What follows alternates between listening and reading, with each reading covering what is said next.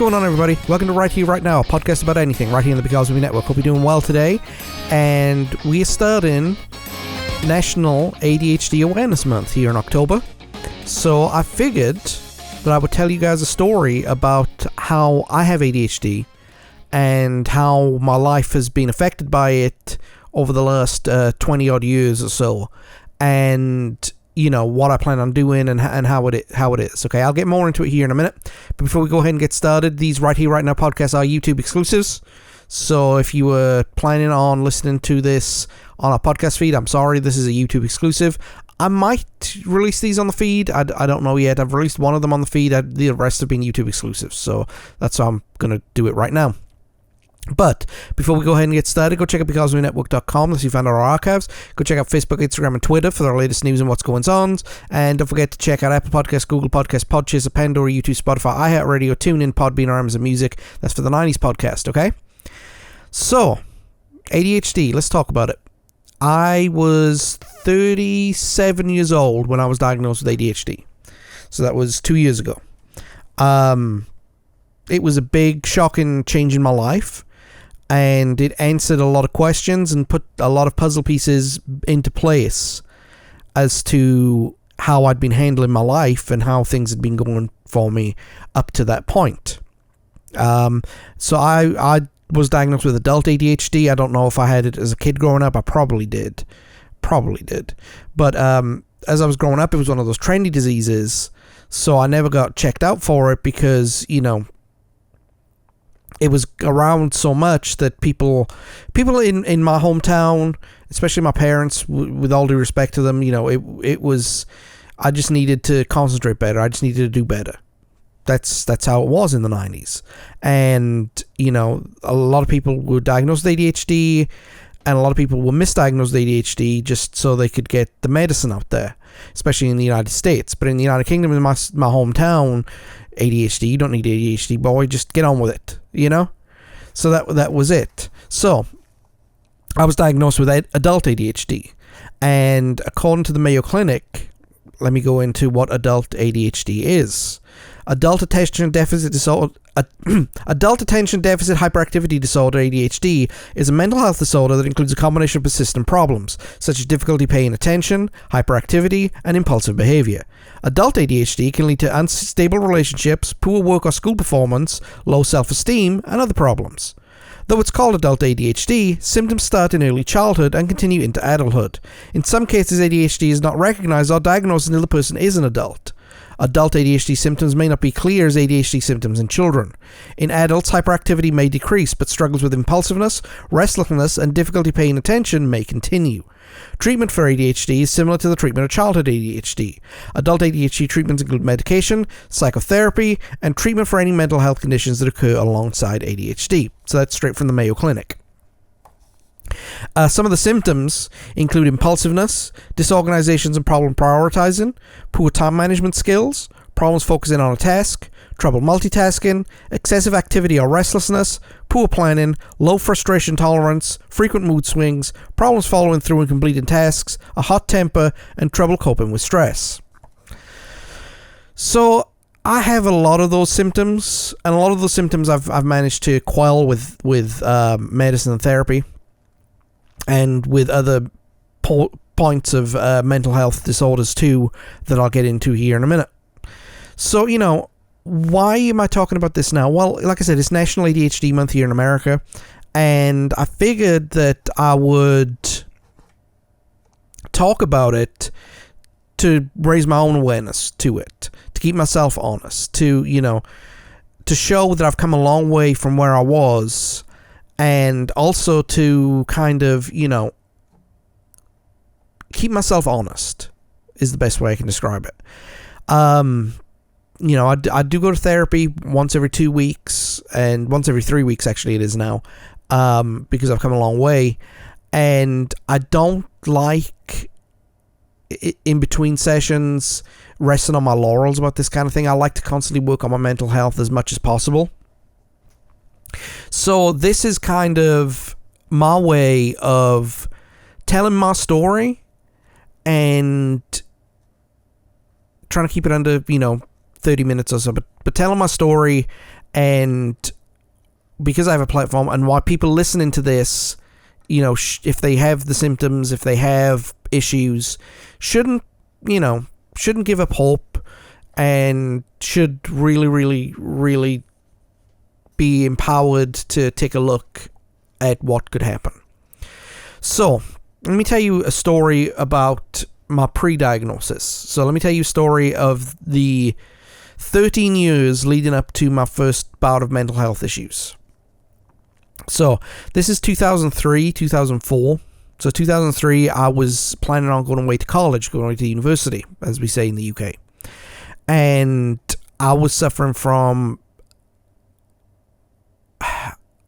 I was very, very uncomfortable, and I was having very, very bad mood swings.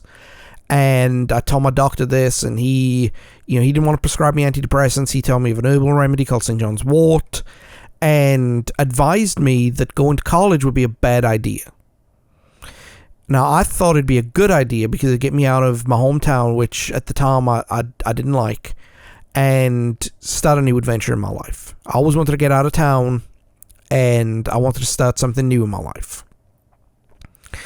So I went, and that's when it kicked in. That's when a lot of depressive issues kicked in, and I started drinking heavily.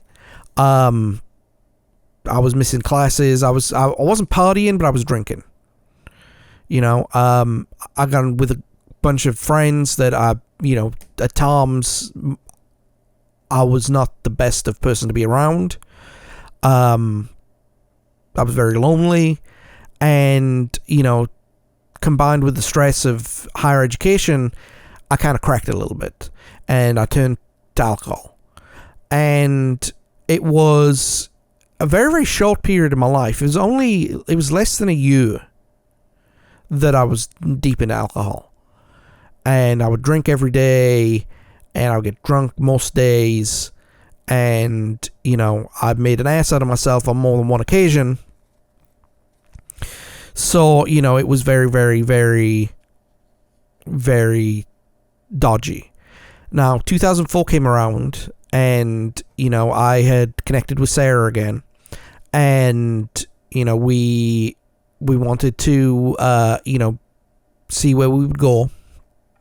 And I had at the time of my life when she came over to see me. It was one of the best weeks I had. I didn't drink that much during that time. It was very, very... The loneliness went away.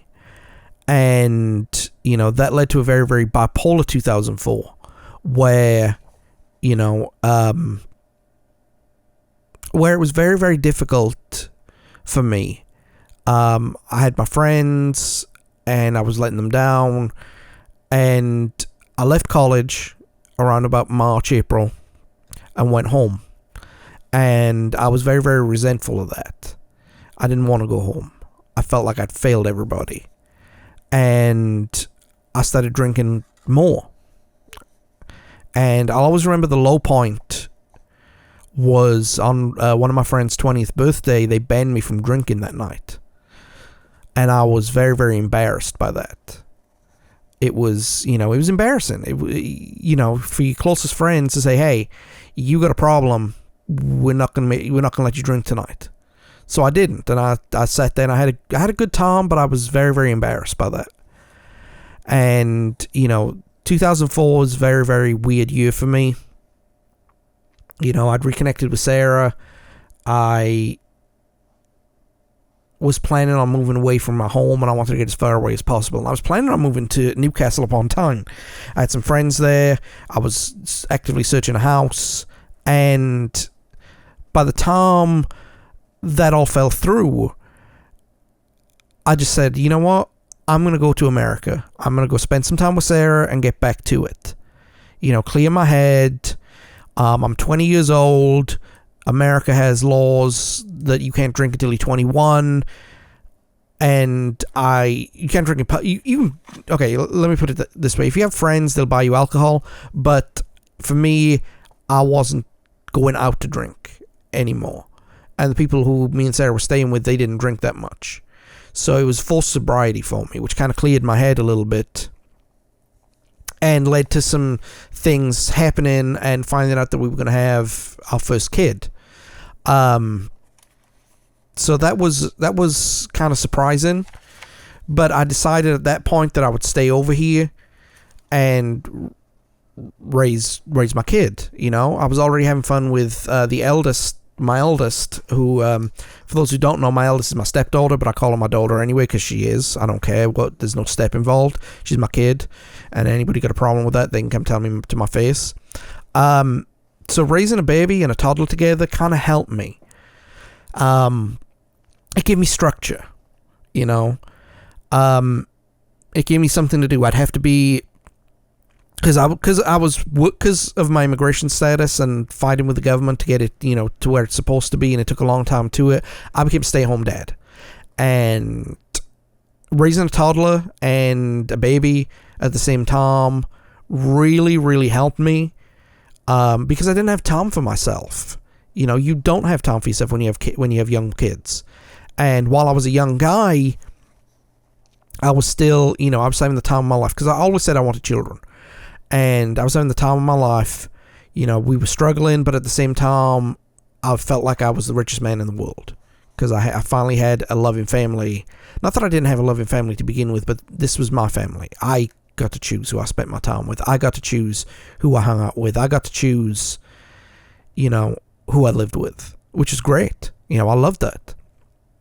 And then we had a second kid, so raising 3 kids at the same time made me too busy to kind of think about myself. I was a little snappy, I was a little snippy, but I didn't feel down because, I had these kids that I was raising. There was, and this is going to sound stupid, but I was a big fan of the game back then. The football channel was 24 hours a day football. I was raising my kids. I was having the time of my life. And I got married. Me and Sarah finally got married. And we had our first year stresses, but even though we'd been together for years before our wedding, and kind of everything went up and down. Everything went up and down, for my mental health. And I didn't know why. There were days where I was on top of the world. There was days I was down on the world. I couldn't concentrate on anything. I was still doing the best that I could. I was trying to be a good father to these youngsters. When you have a 7-year-old, a 3-year-old, and a 1-year-old, it does kind of, it's a lot of hard work. And it's work I wouldn't change in the world. I wouldn't change that period of my life for anything. Yes, I was not able to work, and a lot of the financial responsibility, all the financial responsibility fell on Sarah's shoulders, and it felt like I was a leech in that regard. But I wouldn't change the time for anything, because those are my kids, and I got to spend time with them. Yeah. My daughter to this day speaks with a neutral accent, which is really, really good. My son speaks with a hick accent. You've heard him before on Extra Podcast and the 90s podcast. But you haven't heard my daughter speak. She doesn't want to be involved in this. And plus, she's on the spectrum. So, public speaking sometimes is not something that she wants to do. So all that kind of changed. My health went up and down, and then 2010 came along. And with help of family, I was finally able to get my work permit and my green card and my visa sorted, so that I was no longer struggling. I'd been here for 6 years at that point, and we'd spent 5.5 years fighting. And somebody said the best way to beat City Hall is to just outlast them, and I think that's the case. So, my immigration status was fixed, and my kids were in school. It's time for me to be a grown-up. It's time for me to get a job. And I found work at a little company in town. There was a small company, family-owned. It's one of those companies where they say that we're a family. That should have been a red flag to me. But at the same time, when I started work for them, I got on with everybody. Everybody was cool. Everybody was, everybody was fine.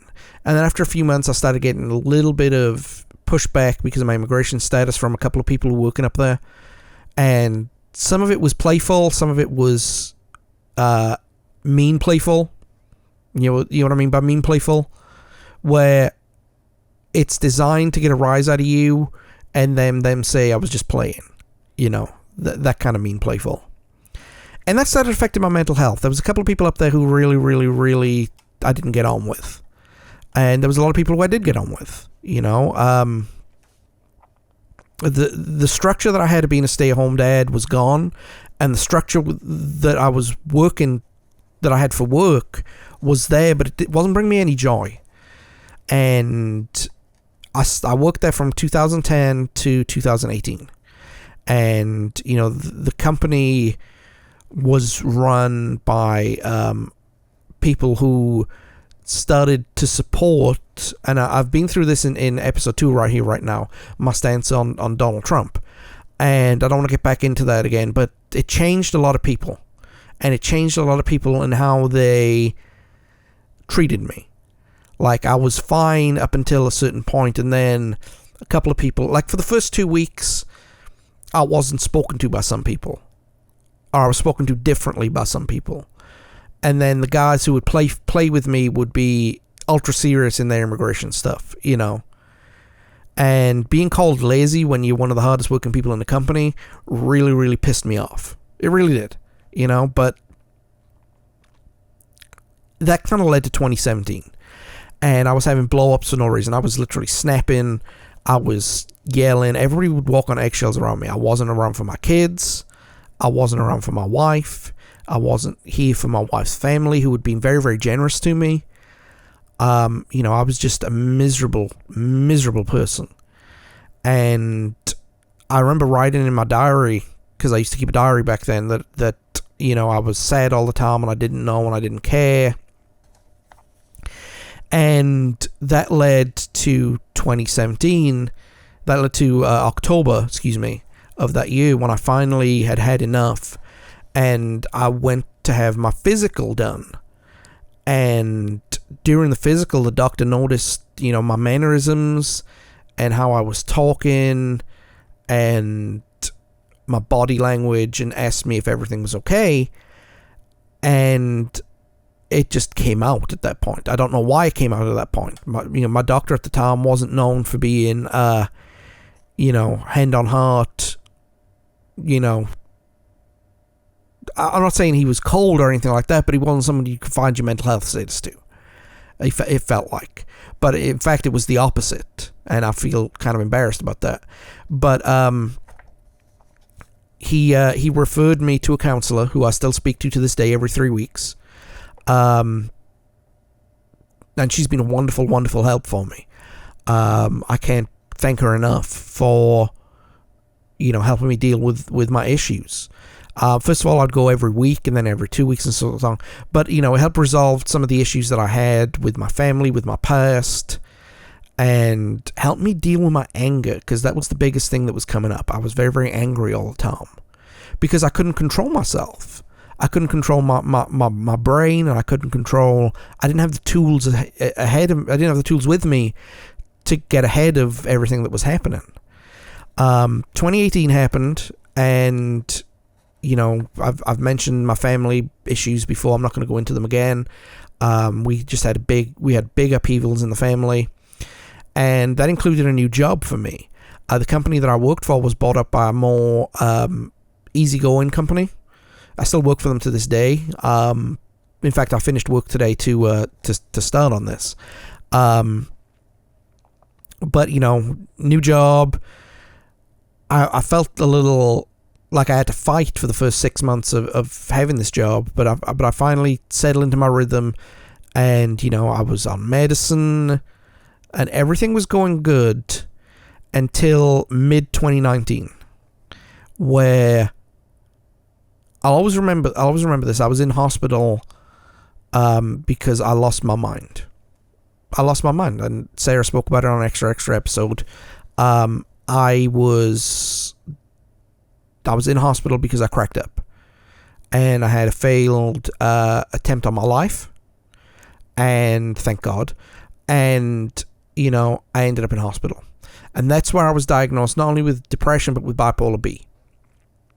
So again, you know, I had answers, but I still didn't feel like it was enough. I was still having the same problems that I was having, even on medication. and through counseling. And with that, came one day, my doctor just flat out asked me had I ever been tested for ADHD. And I told him no. Never had. There's never been an option. I didn't have ADHD. I'm not a kid. I'm not 12 years old with a behavioral problem, because that's how ADHD had been, described to me. And so what he did was he arranged a test, but first thing he gave me a pre-test. And I always remember this to my dying day. He gave me a pre-test, and it had like 20 questions on there. They were yes or no questions. And they're either yes or no or 1 through 5, with 1 being the lowest, 5 being the highest. And I gave him the test, and this was all in one session. I gave him the test, and he laughed when he got the test. And he said, "John, if it were up to me, for insurance purposes, I'd diagnose you right here on the spot as having severe ADHD. But we've got to go through the testing to get your insurance to pay for medicine and so on and so forth." So I went through the testing, and the results were mid-July 2021 that I had ADHD, and it was a severe case. So with that in mind, I was prescribed medicine, and my therapy sessions kind of deviated into how to deal with what was going on inside my brain. So all of the puzzle pieces, all the depression pieces, all the bipolar pieces kind of fell into place. And I'm kind of dialed in right now with a lot of things, with my mental health. And it's marvelous. I feel fine and functional for the first time in 20 years. Because I was a kid before that. I was a stupid kid before that. And now I'm not a stupid kid. I'm a well-rounded, semi-mature adult. But I mean, what's it like having ADHD as an adult? Well, I have what I call Swiss cheese brain, where you could tell me something and I will instantly forget it. It'll go through the holes in my brain. I was doing work a couple of weeks ago for the live sound gig that I do, and one of the people I asked them if they were okay in their monitor. Now, the monitors are the big black, you see on live shows, the singers stand in front of these black microphones pointing towards them. That's a monitor. That's where they can hear the band play back at them. And I asked the lady if she needed something in the monitor, and I had to ask her 4 times what she wanted because my brain wouldn't register what she was saying. It would just fall through the cracks. And in the end, I apologized to her and explained that I have ADHD and so on and so forth.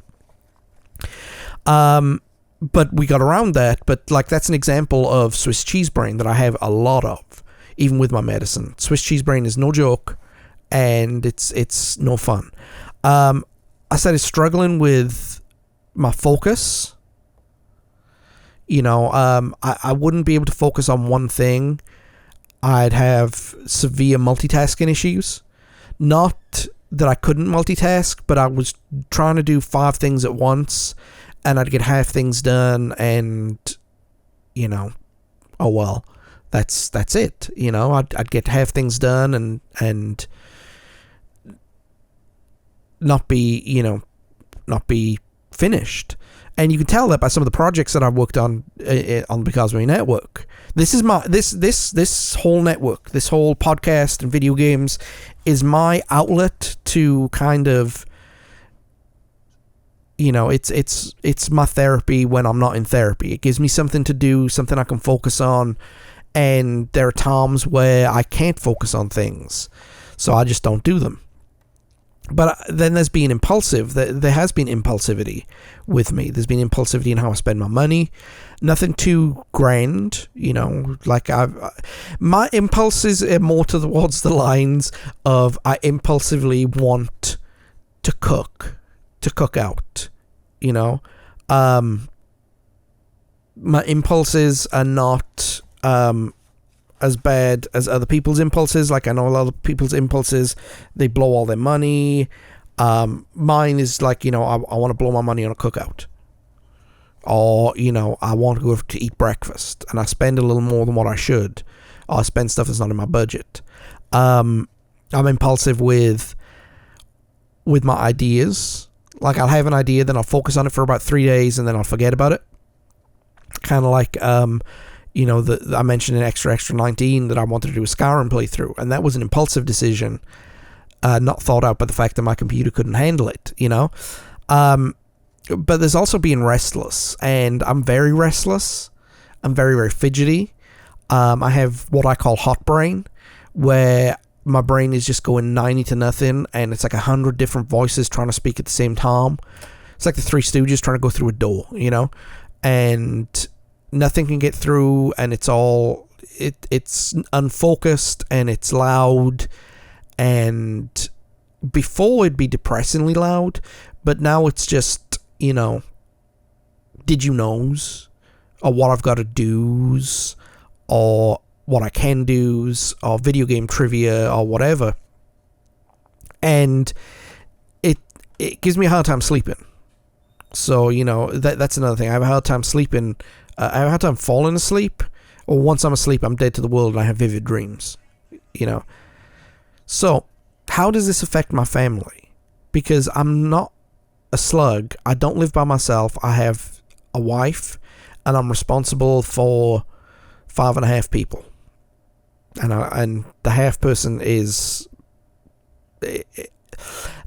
somebody who we have custody of, but that doesn't live with us all the time. So that's why I call a half. So it's not just me, it's 5.5, it's my wife and 5.5 of us. And I wasn't always emotionally available. I was physically available, but I wasn't worth anything. It wasn't worth coming to talk to me. I didn't know what you were doing at school. Why should I care? Go talk to your mom. That's who you need to talk to. That was my brain. Go talk to your mother. Go talk to your mother. Go talk to your mother. Go talk to your mother. Go talk to your grandmother. Go talk to your aunt. Go. Just. I can't help you. Which now I'm changing. I'm trying to be more available. There is a lot of still go talk to your mother, because she handled those things for so many years that now it's just easier for her to handle them, while I kind of she mixed the meal, I stir it up with my spatchy, right? Metaphorically speaking. I make myself available as best I can, no matter what I'm trying to do. Now I've got my door locked for this, so I'm not available. But what I mean by that is, I'm no longer have the emotional range of a slug, and I'm here for you. I don't snap as much. My temper has gone down. And all that is to do with the therapy and the medicine that I've been taking over the last couple of years. And knowing now that I have ADHD is knowing how to cope. Because no one's half the battle. And I never understood that phrase. But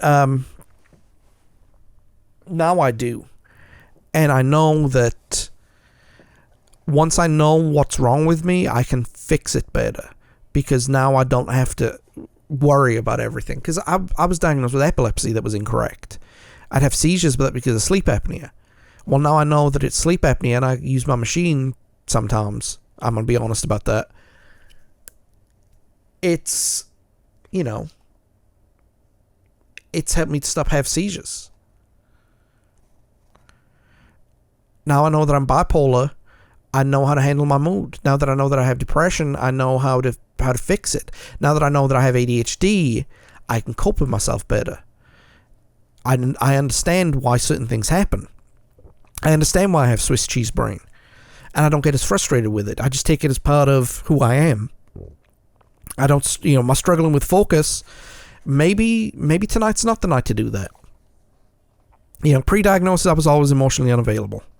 Always emotionally unavailable. From 2014 to late 2017, I was emotionally unavailable. And it took 1.5 years to get to a point where I was emotionally available. So, I was not available for a long time, and that put a lot of strain on my marriage, that put a lot of strain on my wife, and that put a lot of strain on the kids that I have. And there's some things that I wish I could have done better, but I can't go back to change the clock, can't go back to turn back time, so I just have to deal with the consequences of that. And unfortunately, other people have to deal with those consequences, and that's something that rides me with guilt every night. But medicine and therapy has helped me. My wife, Sarah, has been so understanding. The kids have kind of understood that I wasn't always available because I was sick. They don't get it. They don't see it as I was just distant. They see it as I was sick, which I am. You know, mental illness is worse than physical illness as far as I'm concerned. I'll explain that later. But how I get around things is I make routines for myself. I make lists. I've got 1, 2, 3, 4, 5, 6, 7, 8, 9 sticky notes on my desk with things that I'm supposed to do, things that I have to do. You know, some of them are simple. Some of them are production help. Like the recording software that I have for video is, hey, remember you've got to set it to this for this project and this for that project, because I'd forget otherwise, and I'd have crappy content before I'd even edited it. You know what I mean?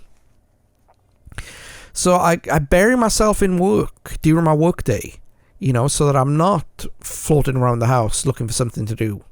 You know, when I plan stuff for the 90s podcast, and when I plan stuff for the 90s gamer, and when I plan stuff for, you know, the Dead Streamer, I'm very, very focused in that. What do I do in my off time? I play RPG video games. Why? Because they're task-based games. Regardless of whether or not you have, you know, whether it's a first-person shooter or a fantasy game, it doesn't matter how big your sword is or how powerful your gun is. At the end of the day, it's the same type of game. An RPG is an RPG, and what I mean by that is they're task-based. You are given a task that you have to complete. And once you complete that task, you go do another task, and another task, and another task. And before you know it, you spent 4 or 5 hours completely and utterly free of, you know, struggling with ADHD, because there are many goals in there. Now, you know, is it healthy to spend all your time playing video games? No, but that's one of the ways I cope, is by playing RPG video games. And I enjoy them, you know, and because I enjoy them, I'm able to relax and able to shut my brain off. You know, I'm now coping. I'm now able to function as well as somebody without ADHD. You know, knowledge of my situation has helped this, but the medicine and therapy has also helped this too. You know, if your knee goes out, you go to physical therapy. If your brain goes out, you go to therapy. And I've enjoyed my time, and I've learned a lot, and I'm enjoying the fruits of that, you know? I'm able to differentiate between the things that are ADHD and which are not ADHD, which is part of my bipolar and depression. Thankfully, my bipolar has been very, very level for the last 8 months. I haven't really had a spike in depressive episodes or manic episodes in a long time. The closest I've had to a depressive episode was during the Adderall shortage earlier this year, where I couldn't take my medicine.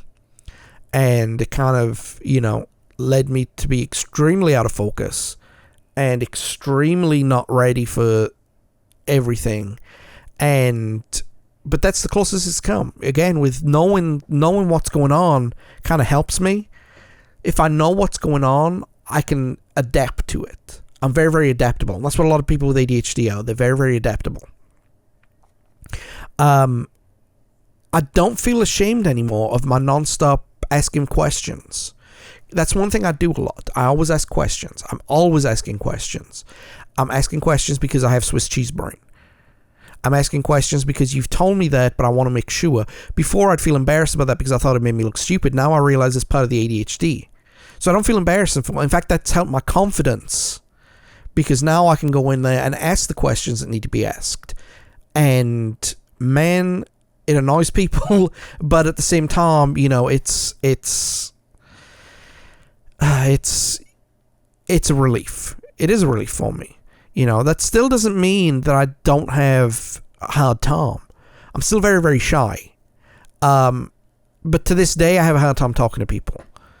And that, you know, that has unfortunately led to some friendships being strained. You know, there's a couple of people who I maybe should have reached out to in the last year that I haven't, and I'm probably not going to. Not because I don't want to, I want to, but I don't know what to say. And I feel embarrassed, and I feel like I can't talk. So I just avoid the conversation. Like right now, I've got to talk to my doctor. I've got to send them a text message to get an appointment and get my medicine straight. And I'm putting that off until the last possible second. The last possible second's got to be tomorrow. So I've got, tomorrow, the time of recording. I don't feel comfortable reaching out to people. And maybe I should. Maybe I should work on that. Because it has cost me some friendships. And, I don't want to lose the friendships that I have. The friendships I have are very, very important to me. The Swiss cheese brain, I've made light of it, but it is really, really annoying. And it is really, really detrimental when it happens. Like I mentioned the story of when I was trying to help the lady at the concert I booked a couple of weeks ago. I have hot brain. Now, hot brain is when your brain just won't shut up. And, I mentioned that earlier, that it's when you're restless, when it's like Three Stooges syndrome, trying to get out the door. And when that happens, I pace a lot. And I've worn out the carpet in certain areas of the house because I just spend all the time pacing. I pace from my bedroom to the kitchen to the living room. It leads, like, I can't watch TV anymore. I can play video games for 4 hours, but I can't watch an episode of TV for longer than like a traditional 30-minute episode of a TV show. I can't watch any more than that. I can sometimes push it to an hour, but not always. Not always. And, that's difficult. I can't sit through movies anymore either, which is a shame because I love movies. Maybe that's something I got to work on when I talk to my counselor, when I talk to my therapist, when I talk to my psychologist, just to, make sure that I can learn how to do things and how to cope with things. Because attention deficit disorder doesn't just mean lack of attention, it means a lot of things too. And, I have a lot of those things. But I'm still a work in progress. I'm trying. I'm not nowhere near to the point where I'm happy with myself, and I may never get there. But man, am I glad that I'm learning about myself. I'm glad that I'm more relaxed. I'm glad that I don't snap as much anymore. So, why am I talking about this? Well, like I said, we're in October. We're in ADHD Awareness Month. And I figured I'd tell my story. This is very, very therapeutic to me. I get to talk about myself without being embarrassed. I talk to my counselor tomorrow, and I'm going to tell her about this podcast, and I'm going to tell her what I discussed. And ADHD awareness in adults is desperately, desperately needed. Because most people think it's a juvenile illness, and it's not, It's not. A lot of adults have it and don't understand what they're going through. It's like, you have ADHD. Another reason I'm talking about this now is the relief of knowing that there's nothing wrong with me. I'm not defective. I have an issue that I'm handling, and now I can function as much as quote-unquote a normal person, because there's nothing wrong with me. See, people need to understand that mental health should be viewed the same as physical health. Like, people, you can't take a day off work because you have a severe bipolar day, but you can take a day off work if you have severe back pain, which I have a lot of the time. You wouldn't tell a man with broken leg that it's all in his head, that there's nothing wrong with him. And a lot of people do that with mental illnesses. And, this is a way to keep me honest with myself and what I'm doing. Therapy is, my private safe space, but I feel like this network is also a safe space for me. So I feel like I'm free to talk about whatever I want, and that's what I'm talking about right now. And to be honest, I would keep a diary, but I don't want to type all that much, and I can't write because I'm too ADD. I'm too ADD to do it, I'll start writing about it and then tail off. But again, look, it's not just attention deficit disorder, attention deficit and hyperactivity disorder. It's not just, oh, look, squirrel, and you lose your train of thought. It's very, very serious. And while while I'm trying to keep myself honest, I'm trying to keep the people I know honest. Hey, I have ADD. There's nothing wrong with me. But what do I plan on doing about this? Well, I need to tweak my medicine a little bit because I am getting sleepy most of the days. I need to keep working on the things that I need to work on. How to minimize the impact of ADHD in my day-to-day life. And it's more than just taking medicine and going to therapy. I have to be active in my own treatment. I'm not the only person that needs to do this. People with ADHD need to do this. Be mindful of your own treatment plans. I want to lose weight. I need to add going to the gym to my routine. My routine right now is work, play video games, do housework, cook, be a father. I need to add to the routine. Hey, go lift some weights, go run, go walk. And I have to make myself available again. I'm available, but I need to, when even I'm at my most ADHD moments, I need to be available. So, a couple of things before we go ahead and break, because I've been rambling for 42 minutes now. Look, very, very simple. If you think that you have ADHD or you're showing symptoms that I've shown above, get with your doctor and get tested. Definitely do it if you have children. Because if you have ADHD, there's a chance that your child might have ADHD. And also, with a confirmed diagnosis, you can talk to your kids and make sure that they don't need tested, because it's not a trendy illness anymore. The stigma it's still slightly stigmatized, but as an adult, it's not as stigmatized as it is in a child. Because a lot of people still think as a child, you just need to get on with it, stop messing around, focus, do as you're told. But as an adult, well, you don't fall into those categories. You have done as you're told. You still functioning a little differently. So ADHD Awareness Month is this month, and look in your local area for events and awareness things going on and charity events and whatnot. And again, if you think that you have ADHD or you think there's something that you need mental health work with, go talk to your doctor. It's okay to not be okay. It's okay to ask for help. Even if you think it makes you weak, trust me, go ask for help, and in a couple of months to a couple of years, you will be feeling as strong as you ever did. I feel strong right now. I feel mentally strong for the first time in nearly 20 years. I've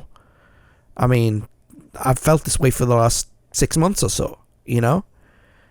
I'm mentally healthy as I can be for having Swiss cheese brain. And, I'm thankful that I got my support system with me. And I'm thankful that I'm learning to adapt to become somebody's support system. Because I wasn't for a long time. And that's on me. But now that I've been diagnosed, treated, and in treatment, because it never goes away, it's a struggle, I feel great. I feel like I'm helping my family out more than ever. So, that's it. That is how I live with ADHD. I struggle with it, but at the end of the day, I'm not letting it win. I'm having the best mental health days I've had in 20 years over the last 6 months. And yeah, I've started to be more emotionally available for my family. I still have some problems. I still have the Swiss cheese brain. I still have hot brain. I still pace around a lot. I still... Like right now, as I'm recording this, I'm realizing that I don't know where my phone is. I have no idea where my cell phone is. I could be getting messages left and right, but I have no idea where my cell phone is. But that being said, I want to thank everybody for taking the time out of their day for listening.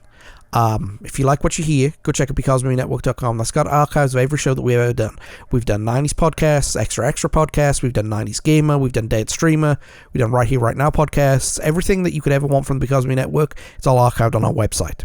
Go check out Facebook, Instagram, and Twitter for the latest news and what's going on at the Because of Me Network, for alerts of our shows coming up and when they're being released. Go check out Apple Podcasts, Google Podcasts, Podchaser, Pandora, YouTube, Spotify, iHeartRadio, TuneIn, Podbean, or Amazon Music for the 90s podcast. And check out YouTube for 90s gamer, and a dad streamer, okay? As well as the Right Here, Right Now podcast. Now, I didn't mean for this podcast series to become John talking about his mental health, but I don't want to talk about politics. I didn't want to talk about current affairs. You know, they've been done to death, and while I'm not passionate about those, I hold my own personal beliefs, and I keep them to myself. And I think a lot of the world would be a lot better if they kept their personal beliefs to themselves, especially when it comes to other people. I remember saying in episode 14, season 9 of the 90s podcast, when I was talking to Amanda Morrison, we got onto it, you know, and it's very, very simple. Why does something bother you? That's how I feel. You know, why does something bother you? And if you can't tell me in 5 words or less without stammering why something bothers you, then it doesn't bother you in the first place. You just run along with the crowd, you know. So, but I didn't mean for this to become John's commentary on mental health, on his mental health. I will talk about other things. I've got a couple of episode ideas in mind, and I'll get to talking about them. I wanted this to be a companion piece to the 90s podcast, and so far it hasn't been, but you know, I'll make sure that eventually it will become that, I promise, and we'll be doing more of these in the future, okay? So, with that being said, thank everybody for listening. Say your prayers, take your vitamins, wear a mask. I hear my phone. It's around here somewhere. Be good. Treat people the way you want to be treated. Take it easy, and I'll see you next time. Alright? Take it easy, everybody. Bye.